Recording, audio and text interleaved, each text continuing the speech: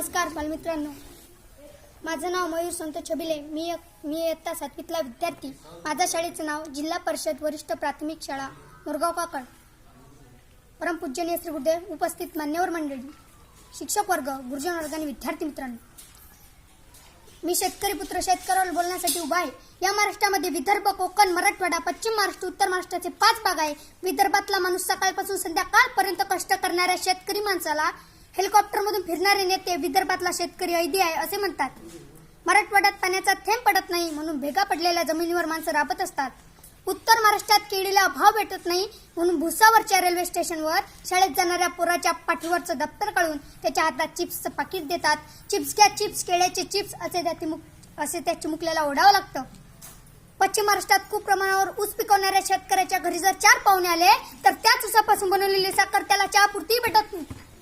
या महाराष्ट्रामध्ये कोकण नावाचा जो प्रदेश आहे, जिथे एका काळात घाणी म्हटलं जायचं, आंबा पिकतो, रस गळतो, कोकणाचा राजाबाई झिम्मा खेळतो, आज त्याच कोकणातला आंब्याचा रस अमेरिकेमध्ये गळतो आणि तिथला शेतकरी मृत्यूची झिम्मा खेळताना दिसतो। मला सांगा, कोणत्या भागातला, कोणत्या गावातला, कोणत्या घरातला शेतकरी सुखी आहे? त्याचं उत्तर फक्त नाहीच येते। ढेरीवर हात ठेवून मोठमोठ्याने भाषण देणारे, सिगारेट फुकता फुकता कविता लिहिणारे शेतकऱ्याच्या भरोशावर मोठे होतात, तेव्हा माझा शेतकरी बाप 45 अंश सेल्सिअस डिग्रीत उन्हामध्ये राबत असतो। म्हणून संदीप देशमुख नावाचा कवी म्हणतो, पोट सांभाळत सांभाळत जेव्हा तुम्ही भाषण देतात जोरात, तेव्हा असतो मी आमच्या भाकरीच्या घोरात, तेव्हा असतो मी आमच्या भाकरीच्या घोरात। ऑटो चालवणाऱ्याची संघटना आहे, शिक्षकांची संघटना आहे, वकिलांची संघटना आहे, दुकानदाराची संघटना आहे, एवढंच काय तर केस कापणाऱ्या नव्यांची सुद्धा संघटना आहे, पण शेतकऱ्याची संघटना नाही। त्याची संघटना झाली तर यवतमाळात त्याच्यावर डांबर फेकला जातं, बारामतीत त्याच्यावर लाठी चार्ज केला जातो, केरळमध्ये शेतकऱ्याचाच पोरगा त्याच्यावर गोळीबार करतो। एवढी भयानक परिस्थिती आहे। अंधाऱ्या रात्री डोळ्यात अश्रू घेऊन मागच्या वर्षीचं कर्ज तू फिटलंच नाही, एवढेच त्याचे शब्द असतात। कर्जमाफीच्या नावाने त्याला गाजर दाखवलं जातं, फॉर्म ऑनलाईन भरा, पुढच्या वेळेस मंजूर होईल, असे शब्द सुनावले जातात। तेव्हा शेतकरी कंटाळून आत्महत्या करतो। तेव्हा लाल दिव्यातले पांढरे वगळे त्याच्या घरी येतात, 1 लाख देऊ जसे की 7 पिढ्याचे उपकार करतात। शेतकऱ्यांनी आत्महत्या करू नये अशा कोरड्या घोषणा देतात।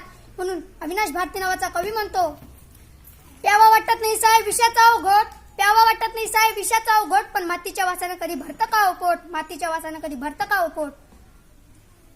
पाऊस वेळेवर येत नाही, सरकार साथ देत नाही, हातात पैसा उरत नाही, एवढ्या सगळ्या समस्या असल्या तरी सीमेवर लढणाऱ्या सैनिकाप्रमाणे हातात बंदुकीच्या जागी रुग्ण घेऊन शेतकरी राबत असतो। जगातले सारे लोक, अधिकारी त्याच्या कष्टावर जगत असतात। म्हणून माझा शेतकरी बाप हा साऱ्या जगाचा बाप आहे, त्याने हिमतीने लढायला पाहिजे।